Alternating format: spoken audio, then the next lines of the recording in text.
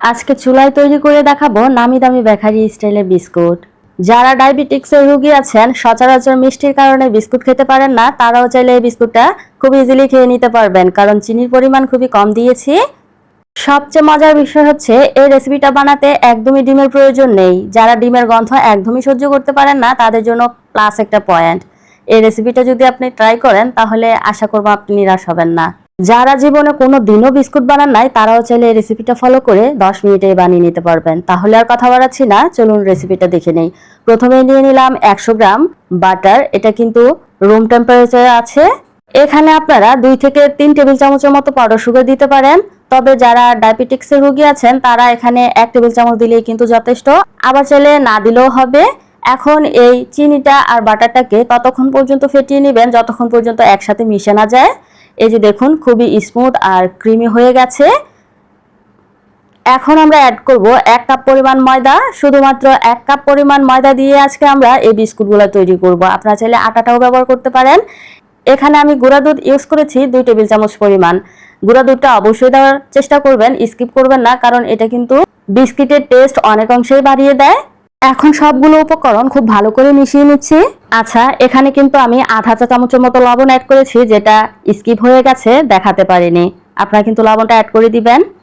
এখন আর কাঁটা চামচের কোনোই প্রয়োজন নেই। আমরা এখন আধা চা চামচের মতো ভ্যানিলা এসেন্স দিয়ে ভালো করে হাত দিয়ে চটকে নেব। এখানে যদি আপনারা ভ্যানিলা এসেন্সটা পছন্দ না করেন, এলাচের গুঁড়া দিয়ে দিবেন 1 চা চামচ। এখন খুব ভালো করে মিশিয়ে নিলাম। এখন দিয়ে দিচ্ছি 1 চা চামচ কালো জিরা আর আরও 1 টেবিল চামচের মতো বাটার। এখানে বাটারের পরিমাণটা কিছুটা কম হয়ে গেছে।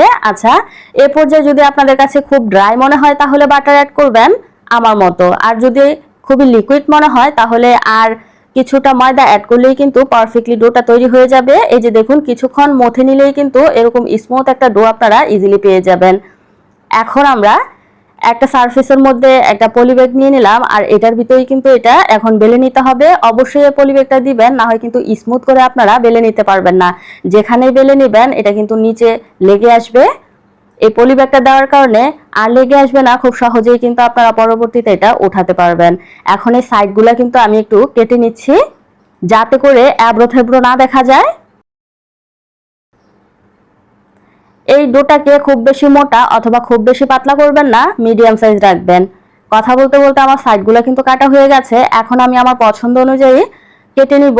আপনারা আপনাদের পছন্দ অনুযায়ী ছোট অথবা বড় করে নিতে পারেন। এই বিস্কিটগুলো তৈরি করার জন্য আমি এখানে ডোটা তৈরি করেছি বাটার দিয়ে। আপনারা যদি বাটার ইউজ করতে না চান তাহলে কিন্তু এখানে বাটারের পরিবর্তে ঘিটাও ইউজ করতে পারেন, তবে তেল দেওয়া যাবে না। এখন দেখুন, আমি কিন্তু আমার পছন্দ অনুযায়ী শেপ দিয়ে নিলাম, আর বাকি যে বাড়তি অংশগুলা বের হয়েছে এগুলা দিয়ে পরবর্তীতে আমি আবারও তৈরি করে নিব। এখন উপর দিয়ে ছুরি দিয়ে দাগ টেনে নিচ্ছি আমি আমার পছন্দ অনুযায়ী। আপনারা আপনাদের পছন্দ অনুযায়ী কিন্তু যে কোনো ডিজাইন করে নিতে পারেন। তবে এই ডিজাইনটা কিন্তু খুবই সহজ, যে কেউ চাইলেই বানিয়ে নিতে পারবে যখন তখন। আমি চেষ্টা করেছি আপনাদের সামনে এই বিস্কিটের রেসিপিটা খুবই সহজ আর সিম্পল ভাবে দেখানোর জন্য। আশা করি আপনাদের কাজে লাগবে।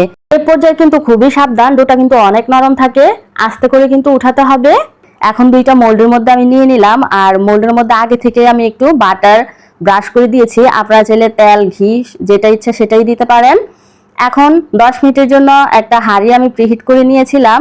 ভিতরে একটা স্ট্যান্ড দিয়ে তারপর এই বিস্কিটগুলা বসিয়ে আমি কিন্তু এটাকে 35 মিনিটের জন্য অল্প আঁচে রান্না করেছি।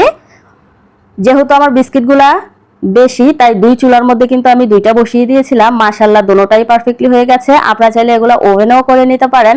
180 ডিগ্রি সেলসিয়াসে মাত্র 20 থেকে 25 মিনিট বেক করে নিলেই কিন্তু আপনাদের বিস্কিটগুলা খুবই সহজেই তৈরি হয়ে যাবে। এখন এভাবেই রেখে দিব ঠান্ডা হওয়া পর্যন্ত। অবশ্যই গরম থাকা অবস্থায় কিন্তু হালকা কিছুটা নরম মনে হতে পারে, ভয় পাবেন না। বিস্কুট কিন্তু হয়ে গেছে, এগুলো ঠান্ডা হয়ে গেলে শক্ত হয়ে যায়। এই যে দেখুন কতটা সুন্দর আর লোভনীয় হয়েছে মাশাআল্লাহ। একটা বিস্কিট আমি কাছ থেকে দেখাচ্ছি কতটা পারফেক্টলি হয়েছে। দেখুন, একটা মোল্ডের বিস্কুট একটু বেশি কালার আসছে, আর একটা মোল্ডের বিস্কুট একটু কম কালার আসছে, কিন্তু খেতে কোনো ডিফারেন্স হয়নি। দুটোটাই কিন্তু পারফেক্টলি অনেকটাই মজা ছিল। আশা করব আমার আজকের এই সহজ আর সিম্পল রেসিপিটা আপনাদের কাছে খুবই ভালো লাগবে। ভালো লাগলে অবশ্যই লাইক, কমেন্ট, শেয়ার করে দিবেন। চ্যানেলটা সাবস্ক্রাইব করতে একদমই ভুলবেন না।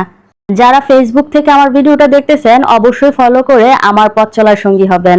এই যে দেখুন কতটা সুন্দর আর পারফেক্টলি হয়েছে। এত সুন্দর বিস্কিট যদি বাসায় তৈরি করে নেওয়া যায় তাহলে বেকারি থেকে কিনে আনার কোনো প্রয়োজন নেই। আল্লাহ হাফেজ।